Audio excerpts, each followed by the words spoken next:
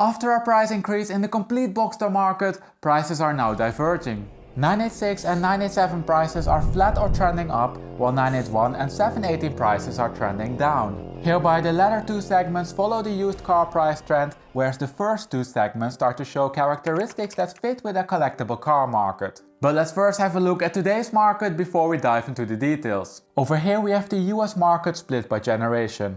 All the models are included with exception of the Spyders. I analyzed that market in a separate video, and you can click over here if you would like to know more about the Spyders. If we focus on the other models, we can see that there are 640 clean titles listed for sale and that they have a median price of $49,000. But the price variation in this market is of course large. You can pick up a 986 for $10,000, but for a new or almost new 4-liter GTS or 25 years edition, you need to bring between $115,000 and $140,000. We can also see beautifully in this graph how the model year affects the price. Within the 986 and 987.1 generation, the premium you pay for a newer model year is small, while it can be around $5,000 to $7,000 for the newer cars. And this also means that it's likely that the 986 is no longer subject to this traditional depreciation effect, where the car's value decreases over time just because the time is passing. Now after that brief overview, I think we have a decent picture of today's market, so let's return to the issue at hand.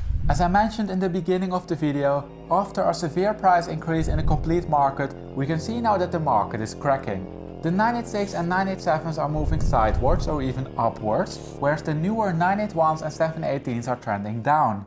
Starting with the 986.1 market, we can see that prices increased by 6% in the base market and were flat in the S market. Especially the 6% increase in the base market is fairly unique. It goes directly against the market trend. Looking at the long-term trend, we can see that compared to July of last year, base models are up by 17.8% and S models are basically flat. Moving on to the 986.2 market, we can see that these shaded areas around the price trend are quite large. These show the uncertainty in the price estimate, and they are quite large as the number of cars for sale is relatively low. So we need to be a bit careful with interpreting these price trends. Nevertheless, we can see that S models are up by 6% compared to 3 months ago, whereas base models came down by 3%. Yet, the long-term trend in that market is fairly flat, whereas it is up in the S market. So all in all, these price trends are quite strong when you compare them to the rest of the market, and also when you compare them to the newer Boxster models. But we will see that shortly. It might have something to do with the market characteristics, so let's have a look at that. Over here we have the supply, median mileage and median model year development. Looking at the supply trends, we can see that they are more or less flat. Some are even decreasing. The real explanation, however, we might find in the mileage graph. We can see that the median mileage fluctuates a bit, but that the trends are either flat or decreasing. And this is the opposite of what you typically see in the used car market. Normally the median mileage increases. So what does this mean then, decreasing mileages? Well, it could mean that the average quality of the cars that are for sale is increasing. This change in dynamic is something that you see when cars are no longer depreciating and are turning into collectibles. And naturally, this might explain why prices differ from the market trend. Moving on with the 987.1 market, we can see that price trends were fairly flat during the last 3 months. Base models gained 2%, whereas S models dropped by 1.5%. The long-term trends, however, are still stable.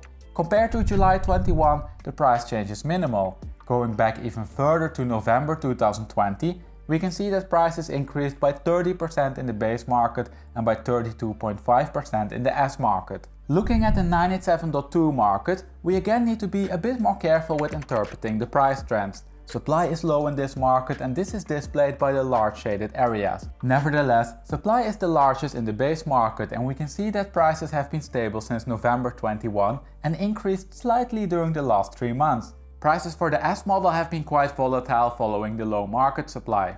Now the market characteristics in the 987 market is similar to the 986 market, meaning that we can see an increase in the quality of cars that are listed for sale. Again, this could mean that the market is slowly turning into a collectible car market.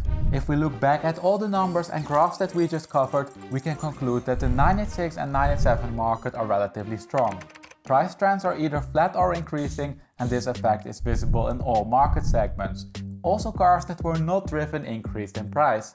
And this development might be supported by the fact that the market is transforming into a collectible car market. Supply is stable or even decreasing, and the median mileage is also trending down. But all of this is different in the newer 981 and 718 markets. But before we have a look at them, if you enjoyed this video, please support the channel by clicking on the like button down below. Thank you. Over here we have the 981 market split by model type. And when we look at the price changes, we can see that the GTSs are down by 13%, but more about that soon. The S's are down by 4.5% and the base models by 2.7%. So all markets decreased during the last 3 months. If we compare the prices to November of last year, we can see that prices for the base model did not change, but that GTSs are down by 16.5% and S models by 8.4%. And just by looking at these price trends, we can see that these markets are a lot weaker than the 986 and the 987 markets that we saw in the beginning of the video. GTSs are even under the level of 2 years ago. The S and base models are up by 23 and 21%, so approximately the same as for the older generations. But as we discussed, the price pattern between the two time points is different. The 981 increased more, but is also decreasing more. Now when this graph popped up on the screen, I mentioned that we need to discuss the GTSs more.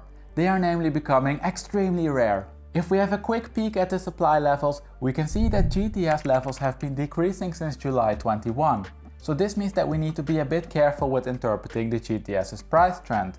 Going forward though, if supply remains this low, I would not be surprised to see prices hold or even go back up. Supply for the other models peaked when prices were at their highest point and is now coming down again. And with that, let's have a look at the 718 market. Over here we have the price trends for the T, S, GTS and base models.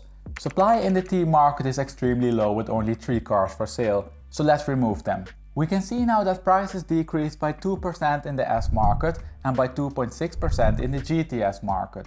Prices in the base market increased considerably as they went up by 3.9%, but more about this soon. This is namely not a real price increase. Looking at the long-term trends, we can see that prices are down compared to November of last year. 2% for the base market, 3.3% for the S market and 3.5% for the GTS market. Yet, compared to September 2020, S and base models are up by 20 and 22%. So that is the same as in the rest of the Boxster market. GTS values though are up by only 11%, and this is clearly less than in the rest of the market. Now before we move on and have a look at the 4-liter GTS and the 25 years editions, we need to talk a bit about the base market. You see, the median mileage decreased from 17 to 12,000 miles and the median model year increased from 2019 to 2020. And this makes it difficult to compare prices. The following graph paints a more accurate picture. Over here we have the price development in the base market for each model year. And this reveals that, just as in the other 981 markets, prices peaked in the beginning of this year and have been decreasing ever since. But does the same apply to the 4-liter GTSs and the 25 years edition? Well, the short answer is yes. Over here we have the price trends for those cars and we can see that prices have been decreasing since the very beginning. During the last 3 months, 4-liter GTSs came down by 4.5%, while the 25 years editions were flat. Compared to the first point, the GTSs are down by 8.2% and the 25 years editions by 3.9%. Again, supply in these markets is quite low, so we need to treat these trends with some caution. Now before I started to work on this video, I asked you on my Instagram what you would like to know about the Boxster market. And I received quite many questions, but surprisingly only one of them was about the Boxster market. And this was a question from Kofcool. He or she would like to know if values are color sensitive. That's a question that I frequently receive, and for Ferraris I even devoted a full video to it, and you can click over here if you would like to know more about it. When it comes to Porsches, it's often assumed that bright colors are more desirable and therefore sell with higher prices. Statistically speaking, however, it is not so easy to prove this for 2 reasons. The cars with bright colors are rare, so the sample you're working with is very small, and the price might be influenced by other characteristics of the car. If you already have a small sample and the cars with deviating colors also have a low mileage or the best maintenance history, it is difficult to prove that the selling price is driven by the color. Now if you're into statistics, and I know that some of you are, you also know that there are some methods available to deal with these shortcomings. For this video though, I did not spend a lot of time coding up those methods. I used what I had available. And based on that approach, the answer is that in general, color has a low effect on the price. So what did I do? I took the most recent 3 data points for the 718 base model and estimated a price prediction model on the data.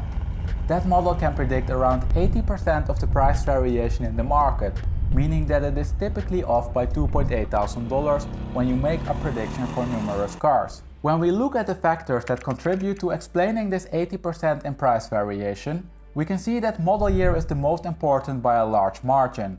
This is followed by the mileage and then by the color. Yet, with 5.5%, the contribution of color to explaining the variation in the prices is only marginal. And when you look into this, you will see that there is no clear pattern.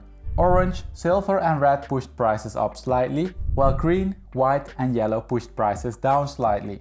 I also quickly checked how this looks for other generations and models, and I found that for the 718 and 981, the influence of color ranges between 3 to 6%. For the older cars, so the 986s and 987s, it can go up to 10%. And that of course makes sense. The biggest difference between the older and the newer cars is that mileage explains most of the price variance for the older cars, whereas it is model year for the newest cars. Again, this is all in line with what we could expect. And with that, let's wrap up and conclude. We saw that prices increased a lot during 2021 and topped in the beginning of 2022. But since then, price trends started to deviate. They cracked into 2 segments. Prices in the 986 and 987 segment remained flat or increased, whereas prices in the 981 and 718 market mainly decreased. And this might be partially driven by the developments in the 986 and the 987 markets. We saw that those are slowly turning into collectible car markets. The newer generations seem to be more affected by the market trend, a trend that has been flattening and turning down during the last months. Going forward, it will be interesting to see if this price divergence will continue to exist. And with that, we arrived at the end of this video. Now, if you enjoy this data-driven way of analyzing car markets, but would like to see the analysis for a different car, let me know for which car you would like to see an analysis by commenting it down below in the comment section. Once there are enough requests for a certain car, I will make a video about it. Don't forget to subscribe and to click on the notification bell so you get notified when your requested analysis goes live. As always, thank you for watching and I hope to see you next week for a new video.